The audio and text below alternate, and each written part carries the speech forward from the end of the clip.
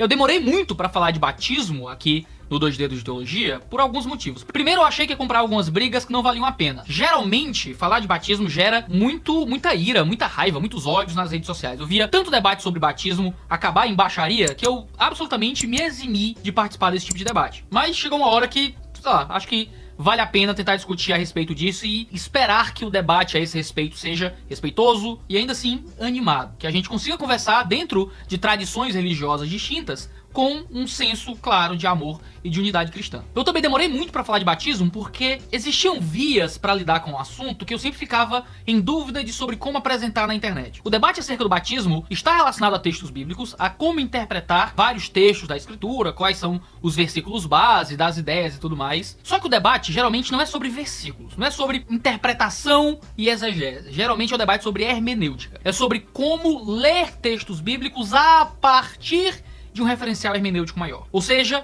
ler versículos bíblicos a partir de aliancismo ou não, a partir de uma visão muito contínua entre o Antigo e o Novo Testamento ou não. E isso sempre foi complicado pra mim, porque pra lidar com esse assunto eu tinha que lidar com uma série de vários outros assuntos e eu nunca soube bem como lidar com isso de forma responsável no YouTube. O que foi que a gente fez então? A gente publicou alguns livros que eu tenho certeza que vão ser úteis. Eu participei da publicação do Dispensacionalismo Progressivo, do Darrell Bock, que saiu pela editora Concílio, que representa a visão dispensacionalista progressiva. A gente publicou pelo 2 Dedos de Teologia a obra Aliancismo Progressivo, que eu acho uma visão bem mais madura dentro das escolas aliancistas. E a gente publicou o Credobatismo, o Sinal da Nova Aliança em Cristo, também pela 2 Dedos de Teologia, editado pelo Wright e pelo Schneider, que eu acredito que é o melhor livro que nós temos acerca de batismo de uma perspectiva batista. Então, se você deseja se aprofundar nesse debate, eu indico que você compre esses 3 livros, com um foco óbvio no livro que trata diretamente do assunto do batismo. Então, tendo feito isso e saindo pela 2 Dedos de Teologia esse livro, eu me sinto um pouco mais à vontade para lidar com esse tema de forma um pouco mais superficial. Você tá vendo o tamanho do vídeo, você deve ter ficado meio assustado. Como assim superficial? Um vídeo tão longo. Mas você vai entender. Pra gente discutir a questão do batismo, a gente tem que fazer isso pelo menos em 3 níveis. O primeiro nível é o nível da hermenêutica, onde a gente discute aliancismo e o modo como a gente lê o Novo Testamento a partir de certos elementos de continuidade e descontinuidade entre as alianças. Eu não vou lidar com isso nesse vídeo. O segundo nível é no nível da teologia do Novo Testamento, é de olhar os textos bíblicos e interpretá-los dentro de seus próprios contextos, dentro da teologia imediata de suas cartas, de seus livros, e entender como aquilo se relaciona dentro do todo daquele autor especificamente. É isso que a gente pretende fazer no vídeo de hoje. E em um terceiro nível, que é dentro do nível da história da igreja. Como a gente está discutindo praxis eclesiástica, vida de igreja, olhar como isso se manifestou nos primeiros anos do cristianismo, e isso vai ser assunto também para um outro vídeo sobre batismo. O vídeo de hoje vai seguir os primeiros 3 capítulos do Credobatismo, que discute o batismo nos evangelhos, em Atos e nas epístolas. São capítulos do Andreas Kostenberger, do Robert Stein e do Thomas Schreiner, 3 teólogos reconhecidos aí, tanto por batistas quanto por presbiterianos. Então vamos começar. O batismo é um assunto muito próprio do Novo Testamento. Quando você olha para o Antigo Testamento, o batismo, como a gente o conhece, ele meio que não existe. O ato de mergulhar alguém na água, ou dependendo da sua visão de aspergir alguém com água, começou a se tornar um tanto comum dentro do judaísmo, como um ato de purificação cerimonial de gentios que se convertiam à fé judaica. Esse ato, no entanto, era bem diferente daquilo que a gente entende como batismo no Novo Testamento. A ideia era simplesmente uma pureza cerimonial, era unicamente para aqueles que eram gentios e se tornavam judeus. Muitas vezes estava associado a lavagens variadas, às vezes lavagens de mãos, às vezes lavagens só da cabeça, às vezes de mergulho. Tudo era um pouco, como não era algo prescrito pelo Antigo Testamento, mas foi uma tradição que foi surgindo, existiam peculiaridades diferentes no modo como se fazia isso. O que a gente sabe é que quem primeiro começa a batizar nas páginas do Novo Testamento foi João o Batista. O seu nome já é por causa daquilo que ele fazia. Baptizo, no grego, fala de batismo. Ele era João o Batizador. Existem muitas diferenças no modo como os gentios eram batizados para entrar dentro do judaísmo e aquilo que João Batista estava fazendo. Mas essa prática, pelo menos o ato físico de realizar isso, vem dessa conversão de prosélitos no judaísmo um pouco mais tardio ali, próximo já dos tempos do Novo Testamento. Então a gente chega em João Batista. Em Marcos 1,4 a gente lê que João Batista veio batizando no deserto e pregando o batismo de arrependimento para o perdão de pecados. Essa relação deixa claro que o batismo de João Batista não era simplesmente um batismo de purificação ritual e cerimonial, mas era um batismo fundamentalmente moral e ético, que tinha como característica esse arrependimento que, atrelado ao batismo, conduzia a esse perdão de pecados. Você se arrependia, você se batizava e então tinha seus pecados perdoados. Isso é bem íntimo. Arrependimento, batismo, perdão. É interessante que João Batista é apresentado nos evangelhos como alguém que tinha uma mensagem parecida com a de Elias, pregando perdão de pecados. Ele clamava por conversão, clamava por arrependimento, condenava os religiosos hipócritas e deixava claro que o perdão de pecados vinha graças ao arrependimento que era concedido por Deus. Assim, o batismo de João tinha uma função purificadora, assim como os batismos antigamente removiam impureza, mas não era em um sentido físico, mas era em um sentido espiritual. O arrependimento que estava atrelado ao batismo concedia esse perdão de pecado. E ainda nos evangelhos é contrastado o batismo de João com o batismo que viria, o batismo de Jesus. Enquanto João era aquele que batizava com água, Jesus viria com o batismo que era pelo Espírito Santo. Existia ali uma continuidade e uma descontinuidade entre esses dois batismos. O batismo de Jesus seria qualitativamente superior ao batismo de João. Enquanto o batismo de João era um batismo que se dava apenas com água, Jesus viria com um batismo que se daria no nível do Espírito. Agora, no resto do Evangelho de Marcos, a gente não tem muito sobre batismo que lance luz acerca dessa questão do batismo de criança e sobre o significado do batismo para o cristianismo de forma geral. Em Marcos 6 existem os rumores de que Jesus é João Batista ressuscitado. Em Marcos 8 alguns dizem que Jesus é João Batista. Em Marcos 10 a gente tem a referência que Jesus faz a um futuro batismo que ele receberia na sua crucificação. A crucificação seria um batismo de sangue que ele receberia. E em Marcos 11 o desafio que Jesus faz aos fariseus para que eles identificassem a fonte do batismo de João. E o número significativo das referências a batismo no Evangelho de Marcos se encontra em Marcos 1, 4 a 9, falando do ministério de João Batista. Entrando no Evangelho de Mateus, um evangelho que foi provavelmente escrito logo depois do Evangelho de Marcos, que a gente tem mais informações acerca do batismo, seja o batismo de João, seja o batismo de Jesus. E basicamente metade das referências a batismo no Evangelho de Mateus tá em Mateus 3, falando sobre o início do ministério de João Batista. E há um ponto muito interessante aqui. Em Mateus 3, 7 a 10, João Batista, no seu discurso acerca do batismo, ele parece condenando os judeus que lhe ouviam por presumirem favor de Deus por causa de sua ascendência étnica abraâmica, os ameaçando com o juízo iminente de Deus. É como se João Batista estivesse dizendo: vocês acham que serão salvos porque são descendentes de Abraão e participam fisicamente de Abraão, mas vocês não participam espiritualmente de Abraão. Eles deveriam se arrepender de seus pecados e então serem batizados para poderem encontrar o favor de Deus. Eles receberem o ato externo da circuncisão não garantia para eles nenhum favor divino, se eles não estivessem dispostos a participar da vida que era concedida por Deus através de circuncidar o coração. E então o Evangelho de Mateus continua falando algumas coisas sobre batismo. Em Mateus 11 fala sobre a grandeza de João. Em Mateus 14 a gente tem a decapitação de João Batista. Em Mateus 16 fala sobre esse relacionamento entre Jesus e João Batista. Mateus 17 se João Batista é Elias. Em Mateus 21 a questão da fonte do batismo de João. E então chega em Mateus 28. Mateus 28 é particularmente interessante no modo como ele fala de batismo pra gente. E perceba, eu tô pulando alguns textos não porque eles falam contra aquilo que eu acredito, mas porque eu não julgo que eles são relevantes aqui para a análise específica que a gente tá fazendo. Mas todos esses textos são tratados nesse livro aqui. Em Mateus 28, a gente tem o famoso texto da grande comissão. Ide, fazei discípulos de todas as nações, batizando-os em nome do Pai, do Filho e do Espírito Santo, ensinando-os a guardar todas as coisas que vos tenho ordenado. Há muita coisa sobre batismo interessante nesse texto, em nome do Pai, em nome do Filho, em nome do Espírito Santo, mas chama a atenção a gramática do texto. A gente tem um verbo anteposto ao verbo principal, ir, né, ide, fazei discípulos. Então a gente tem dois particípios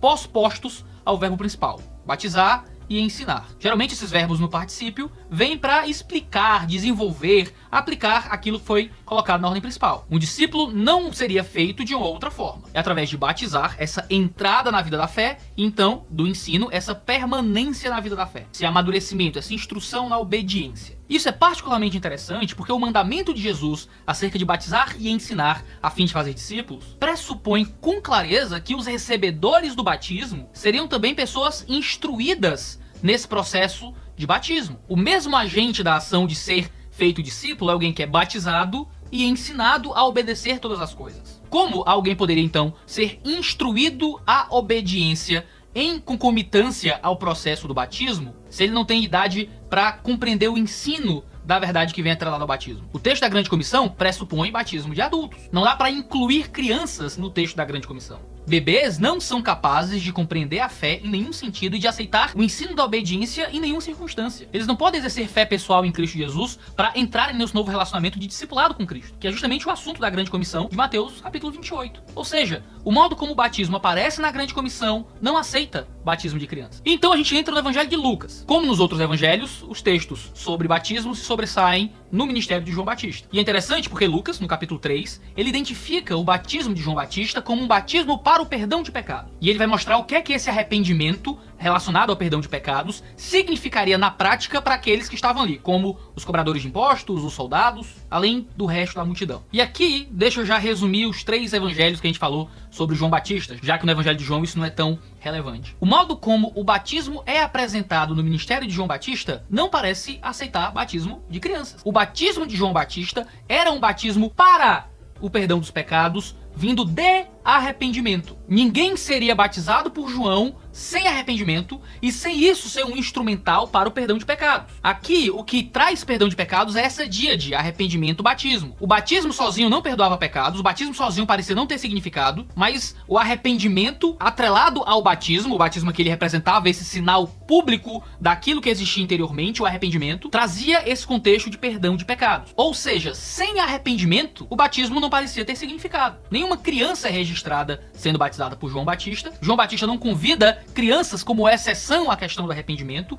e o próprio sentido do batismo que é concedido por João Batista é um sentido relacionado inteiramente a um arrependimento e a um perdão. Lucas também fala de batismo em outros momentos, mas ele é muito semelhante aos outros evangelhos sinóticos. Não existe outras declarações que relacionam a questão do significado do batismo, a inclusão ou não de crianças de estudo. O evangelho de João, por sua vez, ele apresenta um pouco sobre o batismo, mas João parece estar mais interessado em fazer algumas contraposições entre o batismo de João e o batismo de Jesus, do que em explicar muito ou falar demais acerca do que o batismo é. Então, a gente pode passar por cima aqui do evangelho de João e seguir adiante para o livro de Atos. Mas o que a gente encontra nos 4 evangelhos, principalmente? Uma síntese de olhar todos os versículos sobre batismo nos 4 evangelhos. A gente não fez isso aqui, obviamente, mas ao fazê-lo, a gente percebe que nos evangelhos o batismo é destinado aos crentes que se arrependeram de seus pecados e depositaram a fé em Deus e em Cristo Jesus. É pressuposto que alguém está sendo feito discípulo através da fé em Jesus, quando você vê o modo como o batismo é relacionado com arrependimento e conversão em João Batista e com a entrada em um relacionamento de ensino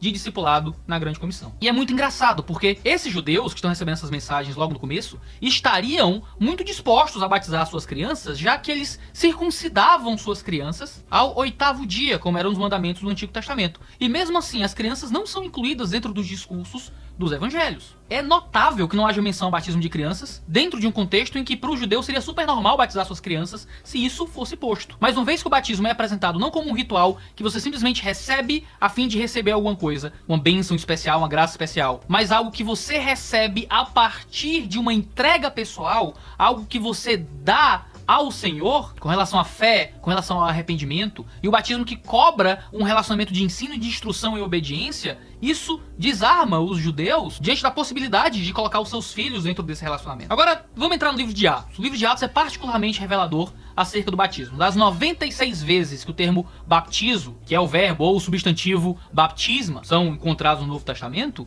metade deles está na dia de Lucas Atos. A preocupação de Lucas no livro de Atos não é bem explicar o que significava o batismo, mas sim descrever a prática do batismo dentro da igreja primitiva. E ao fazê-lo, ele mostra o batismo sempre associado ao contexto de conversão e iniciação na fé. Nisso, os textos sobre batismo no livro de Atos evocam muito do sentido que a gente encontra nos evangelhos. Se João Batista dizia arrependei-vos porque o reino de Deus chegou, e então convidava os homens ao batismo por causa desse arrependimento, e assim como também pregava Jesus, arrependei-vos porque é chegado o reino de Deus, Pedro segue a mesma ideia em Atos capítulo 2, quando perguntam para Pedro o que faremos diante do sermão pregado no Pentecostes. Ele responde arrependei-vos e cada um de vós seja batizado em nome do Senhor Jesus Cristo, para o perdão dos vossos pecados, e recebereis o dom do Espírito Santo. Aqui, arrependimento, batismo e perdão são intimamente relacionados novamente. Outra passagem onde arrependimento e batismo estão intimamente relacionados é em Atos 11. Pedro informa à igreja em Jerusalém que o dom do Espírito Santo havia chegado a Cornélio e a sua casa, e que então ele os batizou. A igreja em Jerusalém então concluiu que Deus os havia concedido arrependimento. Ou seja, o fato de Cornélio e sua casa ter sido batizados era representativo de Cornélio e sua casa terem se arrependido de seus pecados, porque batismo e arrependimento estavam intimamente relacionados. A casa batizada era uma casa arrependida. Em Atos 19, a gente tem algo muito próximo disso, onde eles citam o batismo de arrependimento de João, e que ao ouvirem a mensagem do evangelho foram batizados, o que novamente relaciona batismo e arrependimento. Agora, no livro de Atos, não apenas batismo e arrependimento estavam intimamente relacionados, mas também batismo e fé. Em Atos 8, 12 e 13, aqueles que tiveram fé foram então batizados. A partir do verso 35, ainda em Atos 8, tem o famoso caso de Filipe com o eunuco, que uma vez tendo fé, foi também batizado. Em Atos 10, a partir do 43, gentios que demonstram fé são batizados. Em Atos 16, eles dizem: crê e será salvo tu e tua casa. E uma vez que todos creram, foram batizados. No mesmo texto, falando sobre a conversão de Lídia, em Atos 16, diz que Deus lhe abriu o coração para que ela cresce e recebesse aquilo que era pregado. E quando ofereceram para ela que ela fosse batizada, ela consentiu afirmativamente, dizendo que seria batizada se eles julgassem que ela realmente era fiel ao Senhor. Que mostra que batismo e fé estavam intimamente relacionados no livro de Atos, assim como batismo e arrependimento. Em Atos 18:8, Crispo, o chefe da sinagoga, e toda a sua casa creram no Senhor, e também muitos coríntios que também creram foram batizados, é o que tá lá, creram e foram batizados. E em Atos 19, falam que João Batista pregou o batismo de arrependimento, e todo aquele que cresce deveria ser batizado, então aqueles homens creram e foram batizados. O batismo no livro de Atos sempre aparece como algo posterior à proclamação verbal do evangelho, a receber e acolher a palavra, a ouvir tudo o que Deus ordenou, a ter o coração aberto, a ser fiel. Todos esses termos pressupõem a presença de fé. Até nos textos que falam de batismo de famílias, de casas sendo batizadas, o texto sempre fala da casa inteira crendo. O carcereiro e toda a sua família creram, por isso foram batizados. Barnabé e toda a sua casa creu, por isso foram batizados. E não crianças sendo batizadas por causa da fé de seus pais. Todos os que são batizados, no caso de Cornélio, por exemplo, são descritos como pessoas que ouviram a palavra, que receberam o Espírito Santo, que falaram em línguas, como no Pentecostes, que como crentes se arrependeram. Não é possível excluir da descrição daqueles que foram batizados as outras descrições que Lucas traz acerca dessas pessoas, a fim de tentar incluir bebês aqui. Como bebês poderiam falar em línguas, crer e se arrepender? O caso de Lídia e de Crispo, que foram batizados também, eles e toda a casa, são descrições muito rápidas, curtas, de uma linha. Não dá pra você construir muita teologia em cima de uma frase que não descreve muita coisa acerca de quem eram esses que se creram, como foi que creram, muito da pregação que receberam. Esses textos não têm força para argumentar a favor de um batismo infantil, sendo textos tão curtinhos. Depois de ser batizada, ela e toda a sua casa, no caso de Lídia. O caso de Cristo, por outro lado, tem a descrição clara de que a família dele creu. Lucas menciona especificamente a crença daquele povo. Como é que esse texto pode ser usado a favor do batismo de bebês? Em Atos 16, toda a família do carcereiro ouviu a pregação da palavra. E está nos versículos 32 e 33. Como presumir que aquela família teve bebês batizados? Se toda a família ouviu a pregação da palavra e porque creu foi batizada. Lucas assinala que a palavra foi pregada para toda a família. E que toda a família se alegrou com a fé recém-encontrada em Cristo Jesus. É complicado incluir bebês no todos que se alegraram com a fé em Cristo. Ou seja, no contexto do livro de Atos, batismo sempre está associado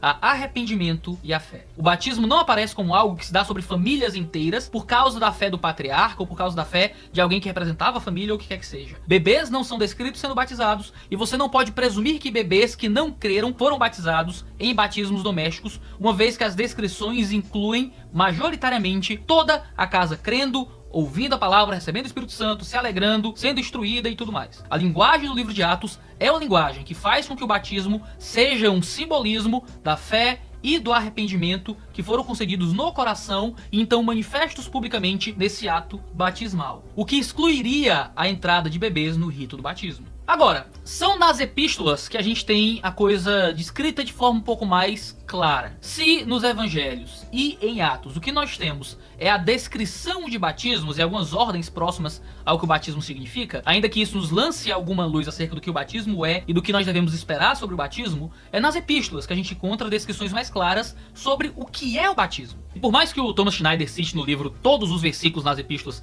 que falam sobre o batismo, até alguns que não têm relevância direta para o que a gente está discutindo aqui, eu vou focar nos versículos que falam diretamente sobre o que é o batismo relacionado à questão do batismo de criança. Eu tô repetindo isso de vez em quando para você saber que eu não tô ignorando alguns versículos porque eu não os conheço ou de forma tanto arbitrária. Eu tô selecionando os versículos que são mais relevantes para o nosso debate aqui e para você saber que se você quiser um tratamento de todos os textos, você vai ter que comprar um livro porque o livro é o lugar apropriado para isso, não um vídeo no YouTube. Não um tema tão complexo e tão abundante de passagens como é o assunto do batismo. O único autor não paulino que fala sobre batismo é Pedro, dentro do tema que a gente está desenvolvendo aqui. E em 1 Pedro 3:21, ele diz o seguinte: o batismo que corresponde a isso agora também salva vocês, não sendo a remoção das impurezas do corpo, mas o apelo por uma boa consciência para com Deus. Pedro desenvolve um pouco sobre o que é o batismo ao falar a respeito dele, dizendo que o batismo salva. O batismo vem para nos salvar. E aqui você começa a pensar se o batismo traz salvação. Mas Pedro deixa claro que o batismo não salva por aquilo que ele é como rito, mas salva por aquilo ao qual ele está atrelado. Não sendo a remoção das impurezas do corpo, ele diz. Ou seja, esse banho, esse molhar de água, não te salva porque lava teu corpo. Não é por aquilo que o batismo é externamente, da água te molhando, te lavando, te limpando. Mas porque o batismo é um apelo para uma boa consciência para com Deus, por meio da ressurreição de Jesus Cristo. Ou seja, o batismo salva, não pela água que te molha, mas salva porque o batismo está relacionado a esse apelo de uma boa consciência para com Deus por meio da obra perfeita de Cristo Jesus. Somos salvos através do batismo porque o batismo está relacionado a essa boa consciência com Deus. Ou seja, o batismo tem a sua eficácia quando ele está relacionado a uma consciência purificada, uma consciência que fez as pazes com Deus. Isso pode ser descrito em termos de arrependimento e fé, já que ele está falando diretamente da obra de ressurreição em Cristo Jesus. Ou seja, como o batismo pode ter significado se não existir esse apelo a uma boa consciência? Bebês não podem ser apelados a terem uma boa consciência com Deus. Infantes não podem apelar a Deus por uma boa consciência, ou não podem se comprometer a Deus com uma boa consciência. São as duas traduções possíveis aqui. 1 Pedro não se encaixa com a noção de batismo infantil, porque o batismo tem o seu significado quando atrelado a uma boa consciência para com Deus. Mas agora, Paulo é quem melhor desenvolve o assunto do batismo. Claro, ele é quem mais escreve em todo o Novo Testamento. O primeiro texto é Romanos 6, 3 a 4. Ou será que vocês ignoram que todos nós que fomos batizados em Cristo Jesus, fomos batizados na sua morte? Fomos sepultados com ele na morte pelo batismo, para que como Cristo foi ressuscitado dentre os mortos pela glória do Pai, assim também nós andemos em novidade de vida. Veja, o batismo aqui, para Paulo, está atrelado a andar em uma novidade de vida. O batismo está então relacionado à morte de Jesus, à ressurreição de Jesus. Ao sermos batizados em Jesus, somos batizados na sua morte e na sua ressurreição, para que assim como Jesus foi ressuscitado, nós andemos nessa novidade de vida. O modo como Paulo se refere ao batismo aqui é em termos de transformação do comportamento, que está atrelado à fé e arrependimento das nossas obras mortas. Ao participarmos dessa morte e ressurreição de Jesus que é simbolizado no batismo, a gente tem que andar em uma vida nova, o que não parece incluir infantes. Já em Efésios capítulo 4, Paulo fala do batismo em termos de fé também. Ele diz que há um só Senhor, uma só fé, um só batismo, deixando claro que o batismo está associado a essa unidade de fé no Senhor. Unidade essa das quais bebês não estão participando, a partir do momento em que eles não manifestam essa fé no único Senhor através do único batismo. O batismo está relacionado a esse ritual de iniciação a todos aqueles que entram nessa unidade da Igreja de Cristo através dessa única fé. Colossenses 2, 11 e 12 é um texto extremamente central para essa discussão, porque é um texto comumente mal compreendido por pessoas que defendem o pé do batismo. E sim, excelentes teólogos têm feito seus comentários acerca disso. Eu estou apresentando aqui o que seria a leitura batista do texto, com respeito a todos aqueles que leem o texto de uma forma presbiteriana ou a partir de uma perspectiva diferente. Colossenses 2, 11 a 12 diz assim: nele também vocês foram circuncidados, não com a circuncisão feita por mãos humanas, mas pela remoção do corpo da carne, que é a circuncisão de Cristo, tendo sido sepultados juntamente com ele no batismo, no qual vocês também foram ressuscitados por meio da fé no poder de Deus que o ressuscitou dentre os mortos. Alguns leem esse texto e encontram um relacionamento entre batismo e circuncisão, como se o batismo fosse a circuncisão no Novo Testamento. E assim como circuncidavam crianças, a gente deveria batizar crianças. Mas é isso que o texto está dizendo? Não, porque, primeiro, a circuncisão que os cristãos recebem nesse texto é uma circuncisão que não é feita por mãos humanas. E o batismo é feito por mãos humanas. Uma pessoa vem e lhe mergulha na água. Homens sempre participaram do processo de batismo. Essa circuncisão que esses cristãos receberam foi algo que Deus fez, não algo que eles receberam de outra pessoa, como seria o caso também do batismo. Nele, vocês também foram circuncidados, não com a circuncisão feita por mãos humanas, mas pela remoção do corpo da carne. Ou seja, essa circuncisão vem pela remoção do corpo da carne. Assim como no Antigo Testamento havia uma carne que era arrancada do prepúcio, agora existe uma remoção de carne, mas que não é feita por homens, mas feita por Deus. Essa é a chamada circuncisão de Cristo. E quando é que isso acontece? Ele diz: tendo sido sepultados juntamente com ele, do batismo, no qual, nesse batismo, vocês também foram ressuscitados por meio da fé no poder de Deus que o ressuscitou dentre os mortos. Essa circuncisão, então, não é o batismo em si. Essa circuncisão é o que o batismo simboliza e representa. Essa morte e essa ressurreição em Cristo Jesus, que remove de nós aquilo que é puramente carnal e nos traz para perto de Deus através de uma purificação que vem dele. A circuncisão de Cristo está na sua morte e na sua ressurreição, simbolizados no batismo, e não no puro ato de batismo sem esse relacionamento com sua morte e sua ressurreição. A obra de Cristo colocada em nós, entregue a nós, é que é a circuncisão do cristão. É a circuncisão do coração. Paulo não está fazendo uma relação entre circuncisão física e batismo, mas entre a circuncisão espiritual e o batismo. O antecedente tipológico do batismo não é a circuncisão da carne, mas é justamente a circuncisão do coração. Sermos circuncidados no nosso interior é que está associado ao batismo, e não o simples fato de arrancarmos o prepúcio no Antigo Testamento. Ou seja, o modo como esse texto geralmente é interpretado de uma perspectiva pedobatista, com novamente todo o respeito aos irmãos pedobatistas, que são irmãos fiéis, muitos são melhores teólogos do que eu, mas o modo como eles interpretam esse texto não me parece coerente com aquilo que é posto no texto. Principalmente quando o texto deixa claro que a circuncisão que nós recebemos, a circuncisão de Cristo, não é uma circuncisão feita por mão. Ou seja, não existe participação humana nessa circuncisão como existe no batismo. E a relação é entre morte e ressurreição em Cristo Jesus, aplicada em nós e simbolizado no batismo. Usar esse texto para dizer que porque crianças eram circuncidadas, crianças devem ser batizadas, não parece representar corretamente o texto. Esse texto, pelo contrário, parece representar outra coisa. Quem deve ser batizado é aquele que recebeu dessa aplicação da redenção na morte e na ressurreição de Cristo Jesus. O que acontece com quem pode se arrepender e crer, e não com bebês. E isso é particularmente interessante. Se Paulo tivesse adotado a interpretação comum em círculos pedobatistas, por que é que Paulo passa tanto tempo dizendo que o crente não deveria se circuncidar? Isso aparece em vários momentos no Novo Testamento, principalmente no livro de Gálatas. Você tem todo um debate sobre circuncisão em Atos capítulo 15. E isso poderia ser resolvido com: gente, a circuncisão do Novo Testamento é o batismo. A gente já se batizou, não precisa de circuncisão. Nunca acontece em Atos, nunca acontece nas epístolas. Isso seria um argumento matador para resolver todo o problema de obrigarem crentes a se circuncidarem, como era um problema muito comum em Coríntios, em Gálatas, em Atos. Mas na verdade, tudo que Paulo faz é insistir que a circuncisão para a salvação anula a cruz de Cristo. E claro, eu vou só citar esse argumento, eu não vou desenvolvê-lo bem. Isso é para quando a gente falar sobre a relação entre as alianças, né, e como é que isso afeta o batismo. Mas em toda a teologia de Hebreus, a gente tem um discurso sobre a superioridade da nova aliança que é descontínuo, no sentido de que a antiga aliança era uma aliança feita com a nação de Israel. E como uma aliança a um povo misto, de crentes e descrentes, você tinha uma circuncisão que também era posta sobre pessoas que não criam ainda. Já na nova aliança, desde as promessas de Jeremias, que são citadas em Hebreus, o que se dá é que agora a nova aliança seria feita apenas com os crentes. E essa é uma das grandes superioridades da nova aliança. O livro de Hebreus inteiro desenvolve esse assunto. Por isso que na nova aliança, no novo pacto, ninguém teria que dizer para o outro: conheça o Senhor, porque todos conheceriam a Deus.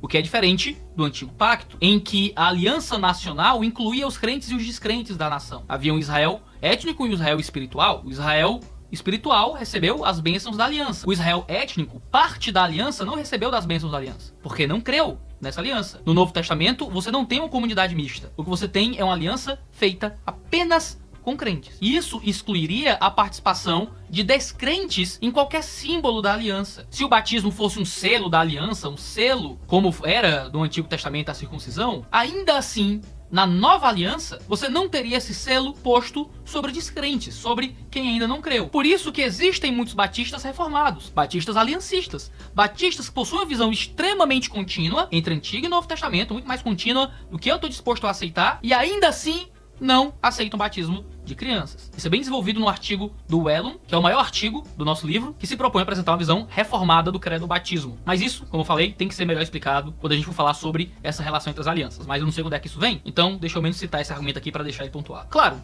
existem algumas passagens nas epístolas que são usadas como prova do pedobatismo ou como evidência do pedobatismo para alguns irmãos pedobatistas. 1 Coríntios 7, por exemplo, é um deles, quando fala que o cônjuge descrente é santificado pela esposa crente. E ele vai dizer, no verso 14, que os filhos são santificados por meio de um pai crente. Mas isso não parece falar diretamente sobre batismo, uma vez que ele fala também do cônjuge. Quer dizer que a esposa deve ser batizada porque o marido creu, ou o marido deve ser batizado porque a esposa creu? O cônjuge incrédulo deve ser batizado quando o cônjuge crê? Como é que funciona isso? O verso 16 deixa claro que ele não estava falando dessa santificação como algo de salvação. Parece muito mais que Paulo está argumentando contra a ideia de que você ficaria sujo por ter um marido descrente. Esse é todo o argumento de 1 Coríntios 7, o argumento sobre casamento. Parece que os coríntios estavam argumentando que o marido crente deveria abandonar a esposa descrente, ou a esposa crente deveria abandonar o marido crente, porque eles estariam se sujando, se contaminando pelo pecado do marido. E Paulo vai argumentar que não, ao invés de você se sujar com o pecado dele, na verdade você o santifica. Isso pode estar atrelado a algo muito mais prático. Ao invés de você ser participante das obras das trevas, você pode trazê-lo para as obras da luz. Seja qual for a interpretação ali de 1 Coríntios 7, não parece ser um texto que realmente apresenta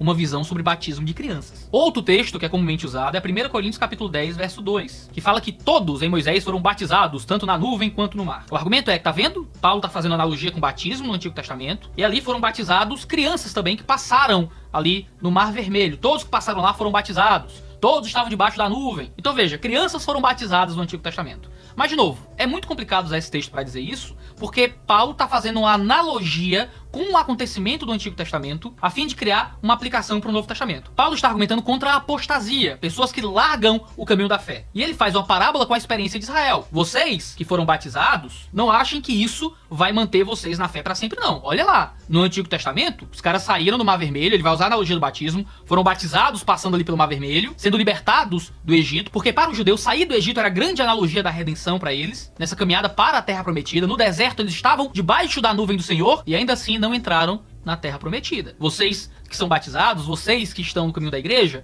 se vocês não forem fiéis, vocês também não entrarão na Terra Prometida, vocês também não serão salvos. Paulo está fazendo uma analogia entre batismo e passar pelo Mar Vermelho. Batismo está debaixo da nuvem no deserto, porque essa era a experiência máxima do símbolo da redenção do Antigo Testamento, do povo saindo da escravidão do Egito, rumo à terra sagrada de Canaã. E Paulo faz analogia disso com o batismo. Vocês foram batizados, mas se vocês não permanecerem, vocês também vão perecer como eles pereceram. Nesse sentido de analogia, Paulo não está preocupado se tinha criança, se não tinha criança no meio, se tinha bebê de colo, se tinha animal, que animal foi batizado também, porque passaram um monte de boi com eles ali até o deserto. O boi foi batizado, tu tem que batizar boi também? Não é isso. Paulo está criando uma analogia. E novamente, essa analogia ser esticada para dizer que crianças podem entrar no batismo é um pouco demais. Outro texto que comumente é usado é o texto de Romanos 4:11, quando Paulo fala que a circuncisão de Abraão era um selo da justiça pela fé. É muito comum que pedobatistas usem esse texto para argumentar a favor do batismo de crianças. O que se argumenta é que o batismo é um selo para a obra de Deus e que o batismo aplicado na infância seria um selo da obra prometida por Deus. Paulo não está argumentando que a circuncisão, de forma geral, é um selo. O que Paulo está fazendo é argumentar que a circuncisão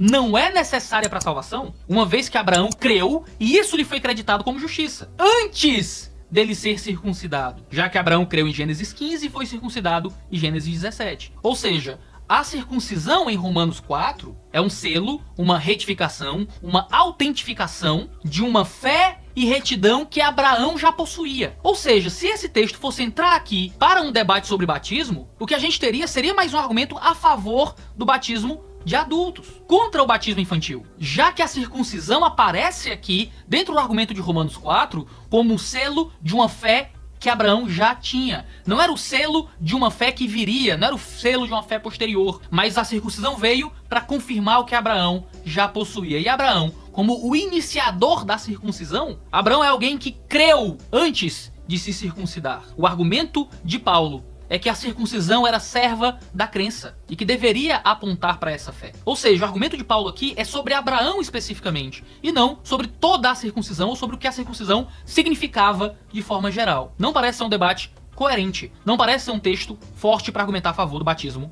de bebês. Bem, esse é um debate extremamente longo e extremamente espinhoso. Essa é minha posição como batista. Existem excelentes teólogos presbiterianos, excelentes teólogos de outras confissões que possuem leituras diferentes. Eu lhe indico que você assista vídeos de outros teólogos, leia livros de outros personagens aí da literatura brasileira ou internacional que defende outras posições. O que eu queria aqui era apresentar para você como nós, como batistas, cremos acerca do batismo, por que é que nós rejeitamos o batismo de crianças e como é que nós lemos essas passagens bíblicas de uma forma que a gente imagina que respeita os seus contextos. Duas coisas a mais a gente pode fazer: discutir a hermenêutica por trás dessas leituras, como é que a gente lê a escritura particularmente de continuidade e descontinuidade, isso por si só dá uma série de vídeos, e olhar para o começo da fé cristã, de como na patrística o batismo aparecia. Os cristãos batizam crianças desde o começo ou não? Isso é um argumento um tanto mais relevante para aqueles que são católicos romanos. Bem, são assuntos para outros vídeos aqui no 2 Dedos de Teologia.